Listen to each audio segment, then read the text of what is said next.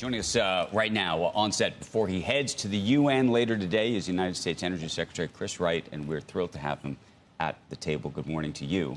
Great to be here, Andrew. Feels like we're going through an energy renaissance in this country in so many different ways, a lot of it driven by AI. How much of this is an AI boom versus something else? Well, the AI boom is for the electricity sector. We haven't had much growth there in a while. That's the biggest driver of growth in electricity. Reshoring of manufacturing will drive that, too. But a huge part of the growth in American energy is for exports to our allies in Europe and Asia, around the world, and that's separate from AI. And that's separate from AI. So how much are you thinking right now about what the new sort of configuration, given all the things that the administration is trying to do in terms of bringing back certain business to the U.S., what the energy requirements ultimately look like?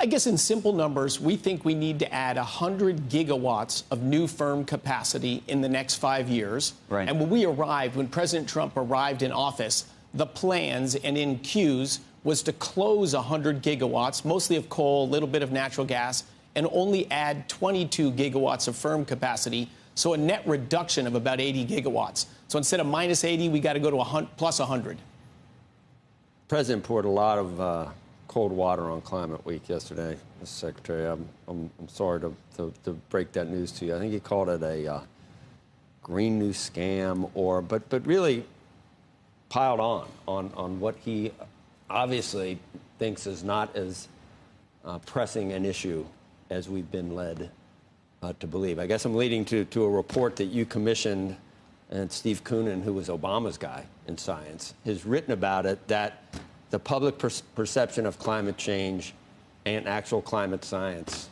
is totally diverged at this point. It's not even in the same world.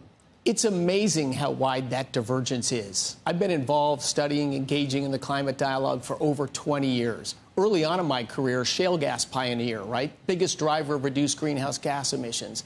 Also had technologies to monitor CO2 sequestration. Wow, if climate change is a huge deal, it's going to be great for my future business.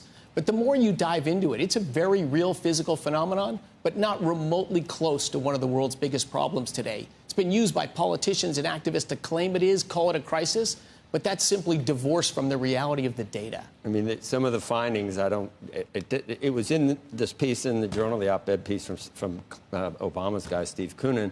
Complex climate models provide limited guidance on the climate's response to rising carbon dioxide.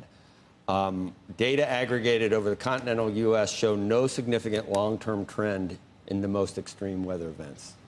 The IPCC, their sixth annual summary of things, they admitted that they can't tie carbon dioxide to increased adverse weather events. They admitted right there.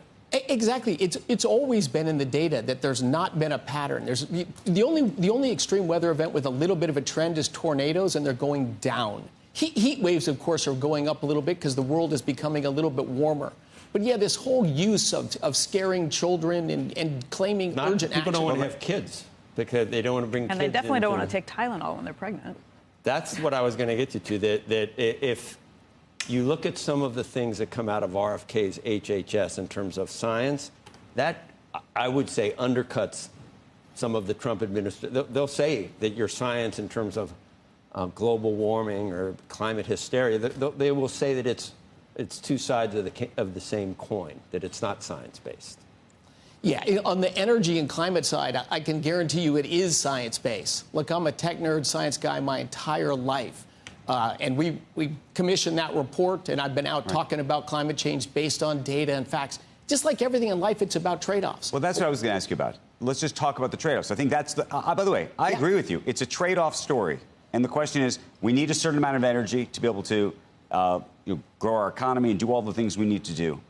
The question is, do you believe 20, 30, 40, 50 years, I don't know, hopefully we can live a very long time, that from a science perspective, we're going to care about CO2. Meaning, you may say to yourself, right now, given the trade-offs, you need coal or you need fossil fuel, whatever, right? I'm with you. Yep. I'm with you there. However, there could be a time, I think I guess the question is, in a perfect world, would you try to use energy sources that don't create the CO2 issue? Oh, I think so. Absolutely. Yeah. I don't think so. We can eventually decarbonize the world, but that's generations away. And decarbonize the world through technology? Absolutely, through technology. Chris, if you're arguing that there's no discernible effect, why would you, if it's a phantom menace in your view right now, then why give credence to the idea that you want to, that whole word decarbonize, we're at 0.04% CO2. It's been 20 times higher in the past when it wasn't warm. So, I mean, the whole idea, the whole linkage between that and adverse weather it's not proven. It's not at all for adverse weather, and you don't expect it to be either. Weather is driven by gradients. The poles are warming more than the equator, so the gradients are actually shrinking. Right. So, yeah, do I think it's a huge threat for the world? No, but it does absorb infrared radiation. It is contributing to warming. The world is greener. The world is greener. The world's a little bit wetter, a little bit greener. In general, a better place to be. But in the long run, if you look out 1,000 years, nuclear energy is going to become a huge energy source. And in the way distant future, we'll likely use nuclear energy to produce hydrocarbons. You can't have a modern world without extensive use of hydrocarbons. So what's it going to take to actually get there? In terms of nuclear, I mean, that's been the holy grail of energy. If we could just get nuclear to actually work and feel safe and people being willing to have it in their neighborhoods, that we could change this entire dynamic. So well, I don't think you can change the entire dynamic because nuclear at the turn of the century was 6.5% of global energy. Today it's about 5%. If we can reverse that trend, get it growing again, get it growing fast, it might be 10% of global energy in the year 2050. Energy systems move slowly. Wind, solar, and batteries, 2.6% of global energy. They're not going anywhere. They'll never get to double digits. Right. So nuclear can be bigger. Fusion's coming along. But these things will move slowly. The belief, think of the Biden administration. They wanted to stand in front of fossil fuel production in the United States. They did nothing to change the world dependence on hydrocarbons. They just drove up the prices. Good for the 1% in the industry, but bad for the other 100%.